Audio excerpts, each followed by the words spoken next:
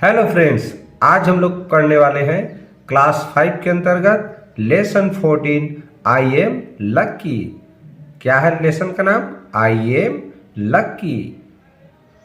तो बच्चों, अगर आप लोग मेरा वीडियो पहली बार देख रहे होंगे तो आप लोगों से रिक्वेस्ट, सबसे पहले चैनल को सब्सक्राइब कर लीजिए और बेल आइकन पर प्रेस करके ऑल वीडियो पर सेट कर दीजिए, ताकि जब भी मैं कोई नया वीडियो डालूं तो उसकी सूचना आप लोगों को नोटिफिकेशन के माध्यम से मिलता रहे। और एक चीज़ और, आप लोग कॉपी पेन साथ रख कर वीडियो देखिए, वीडियो को फुल स्क्रीन करके देखिएगा और जो भी इम्पोर्टेंट लगे, जो नोट करने लायक लगे, उसे नोट जरूर कीजिए। ठीक है, तो चलिए बिना समय गंवाए आज की यह क्लास शुरू करते हैं और पढ़ते हैं लेसन 14 आई एम लक्की। चलिए शुरू करते हैं। देखिए लिखा है listen and recite. Listen and recite. Listen मतलब होता है सुनो, एंड माने और, रिसाइट मतलब दोहराओ। देखो बच्चों, यहाँ पर टी साइलेंट है, इसीलिए यहाँ हम इसको लिसन पढ़ रहे हैं। देखो टी का टा साउंड होता है लेकिन टा नहीं बोल रहे हैं, ली एस ई एन को पढ़ेंगे सन, तो लिसन, और इसके पढ़ेंगे रिसाइट। ठीक, तो लिसन और रिसाइट का अर्थ समझ में आ गया। चलो पढ़ते हैं। If I were a butterfly, if I were a butterfly I would be thankful, I would be thankful. यहाँ भी देखो एल साइलेंट लेटर है बच्चों। ठीक है, तो कई बच्चे इसको वाउल्ड पढ़ते हैं, वाउल्ड नहीं लिखा है, वुड पढ़ना है। ठीक है, तो आई would be thankful for my wings, for my wings.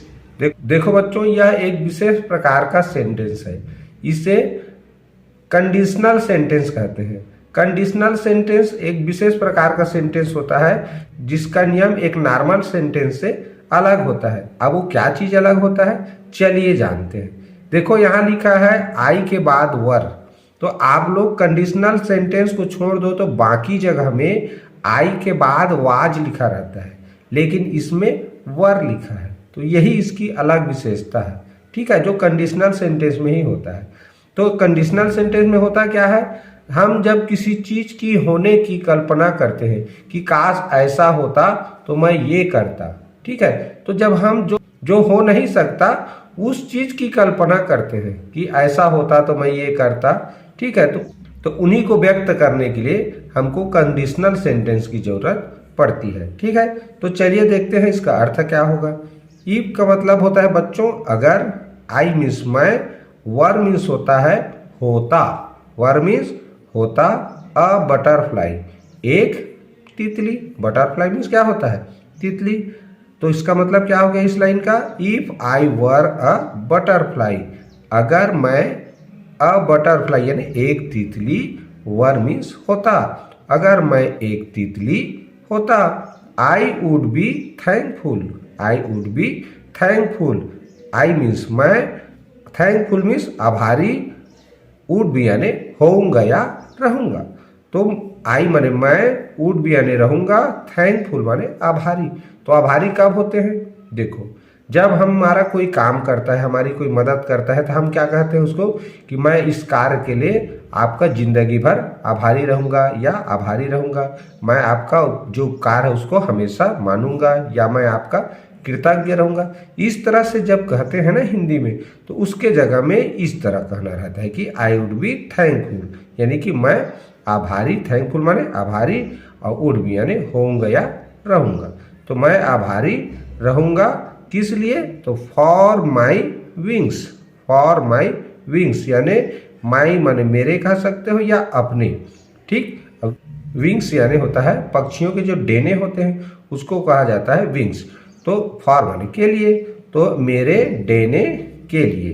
तो पूरे का अर्थ क्या हो गया, अगर मैं एक तितली होता मैं आभारी रहूंगा, मैं आभारी रहूंगा या मैं आभारी होऊंगा, फॉर माई विंग्स मेरे डेनों के लिए।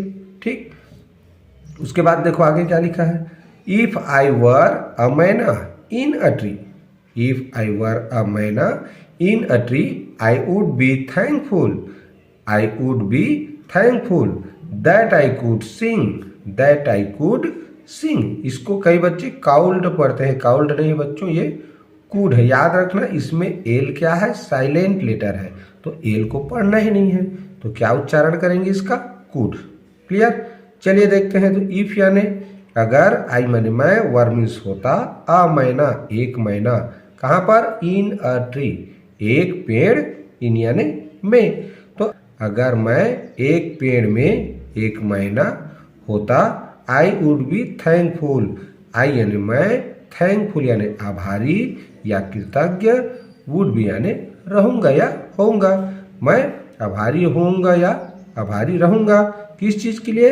तो that I could sing, that I could sing, that means कि आई कुड सिंग यानी मैं चहचहा सकती थी, मैं चहचहा सकती थी, या मैं चहचहा सकी, या मैं चहचहा पाई, इसके लिए मैं आभारी रहूंगी। ऐसा कौन कह रहा है? जिसने यह जो स्टोरी लिखा हुआ है वो कह रहा है। ठीक है, फिर आगे क्या लिखा है देखो।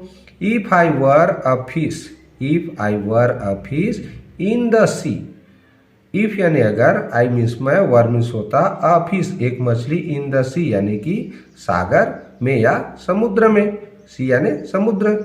तो अगर मैं समुद्र में एक मछली होता, आई वुड बी थैंकफुल, मैं आभारी रहूंगा या मैं आभारी होऊंगा। किस लिए? That I can wriggle and giggle with glee, that means कि, आई मीन्स मैं, विथ गिली यानी खुशी से, गिली माने खुशी से, आनंद से, तो विथ गिली का मतलब हो गया खुशी से, रिगल यानी झूमना, और गीगल यानी खिलखिलाना, और कैन मीन्स सकना। तो पूरे का अर्थ क्या हो गया कि मैं खुशी से झूम सकती और खिलखिला सकती। ठीक, तो इस सेंटेंस का ये अर्थ हो गया। तो वो जो कवि है वो कहता है कि अगर मैं समुद्र में एक मछली होता तो मैं हमेशा आभारी रहूंगा। किस लिए? कि मैं खुशी से, विथ गिली यानी खुशी से, क्या, रिगर यानी झूम सकती और खिलखिला सकती।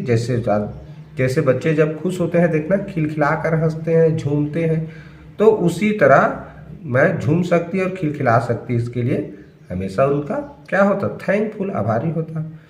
सो आई जस्ट थिंक, सो इसलिए, आई माने मैं, जस्ट केवल, थिंक यानी सोचता हूँ या सोचती हूँ, I am lucky to be me, I am lucky मैं भाग्यशाली हूँ, टू बी मी, मी यानी मैं, टू बी माने होने के लिए, टू बी यानी होने के लिए। तो कहता है इसलिए मैं सोचता हूँ, आई एम लकी मैं भाग्यशाली हूँ, टू बी मी मैं होने के लिए। नॉट यू बट मी, तुम नहीं, नॉट यू माने तुम नहीं, बल्कि मी यानी मैं, तुम नहीं बल्कि मैं होने के लिए मैं क्या हूँ? भाग्यशाली हूँ। ऐसे फिर क्या होता है देखो। If I were an elephant, if I were an elephant, if यानी अगर, आई मीन्स मैं, एन एलिफेंट एक हाथी, वर मीन्स होता, तो अगर मैं एक हाथी होता, ऐसा कल्पना कर रहा है, इमेजिन कर रहा है। फिर क्या होता है? आई वुड बी थैंकफुल मैं आभारी होऊंगा या मैं आभारी रहूंगा। किसके लिए? That I can raise my trunk, की, दैट मीन्स कि आई कैन मैं सकता, रेज यानी उठा, माई ट्रंक यानी मेरा सूंड, ट्रंक मीन्स क्या होता है? सूंड। तो इस सेंटेंस का अर्थ हो जाएगा कि मैं मेरा सूंड उठा सकता। ठीक, हाथी क्या करता है जी? अपना सूंड उठा के बढ़िया अपने ऊपर पानी डालता है, दूसरे के ऊपर पानी डालता है। ठीक है, तो सूंड उठाते हुए ज़्यादातर चित्र देखना इस लेसन में भी दिया है। तो उसी को कह रहा है कि if I were an elephant, अगर मैं एक हाथी होता, आई वुड बी थैंकफुल मैं आभारी रहता हमेशा। किसके लिए? That I can raise my trunk, कि मैं अपना सूंड उठा सकता। If I were a kangaroo, if I were a kangaroo, अगर मैं एक कंगारू होता, अगर मैं एक कंगारू होता, I would try to go, I would try to go right up to the moon, I would try to go right up to the moon, यानी कि आई वुड, आई यानी मैं, ट्राई यानी कोशिश करता या कोशिश करूंगा, टू गो जाने की, राइट सीधा, अप टू द मून यानी चांद तक। तो मैं सीधा चांद तक जाने का प्रयास करूंगा। कब चांद तक जाने का प्रयास करूंगा? If I were a kangaroo, अगर मैं एक कंगारू होता तब ऐसा ये जो लेखक है, ये जो जिसने यह स्टोरी लिखा है वो कह रहा है। ठीक, चलिए नेक्स्ट में क्या होता है देखते हैं। देखिए आगे क्या लिखा है, if I were N octopus. If यानी अगर, आई मीन्स मैं, वर मीन्स होता है, एन ऑक्टोपस यानी एक ऑक्टोपस। तो अगर मैं एक ऑक्टोपस होता, आई वुड बी थैंकफुल, मैं आभारी होता या मैं आभारी रहूंगा। किसके लिए, for my 8 arms, for my 8 arms यानी मेरे 8 भुजाओं के लिए। ऑक्टोपस का देखना 8 भुजा होता है ना। तो वो कहता है कि अगर मैं ऑक्टोपस होता तो फॉर माई 8 आर्म्स यानी मेरे 8 भुजाओं के लिए आई वुड बी थैंकफुल यानी कि मैं आभारी होता, मैं कृतज्ञ होता। So I just think I am lucky to be me. So इसलिए आई जस्ट थिंक मैं सोचता हूँ, आई एम लक्की मैं भाग्यशाली हूँ, टू बी मी मैं होने के लिए। क्या होने के लिए, मैं होने के लिए। नॉट यू तुम नहीं, बट मी बल्कि, बट मीन्स बल्कि, मी यानी मैं हो रहा है यहाँ। ठीक, तो तुम नहीं बल्कि मैं। What do you think you want to be, do you want to be like me, or just you इसका अर्थ क्या हुआ, व्हाट डू यू थिंक आप क्या सोचते हो, यू वांट टू बी आप क्या बनना चाहते हो, वी वांट टू बी यानी आप क्या, टू बी यानी बनना चाहते हो, do you want to be like me क्या आप मेरी तरह, लाइक मी मेरी तरह, टू बी बनना, वांट यानी चाहते हो, क्या तुम मेरी तरह बनना चाहते हो, आर जस्ट यू या केवल तुम या तुम। ठीक, तो इस तरह से इस कंडीशनल सेंटेंस के माध्यम से हमें किस तरह से हम अपनी कल्पनाओं को इंग्लिश में कह सकते हैं, ये इस लेसन के माध्यम से बताया है। ठीक है, तो आप लोगों को आज का यह वीडियो कैसा लगा प्लीज़ कमेंट करके ज़रूर बताइए, और अगर मेरे चैनल में नए होंगे तो सब्सक्राइब जरूर कर लीजिए। ठीक है, और तो नेक्स्ट वीडियो में फिर मिलेंगे, तब तक के लिए good bye, have a nice day.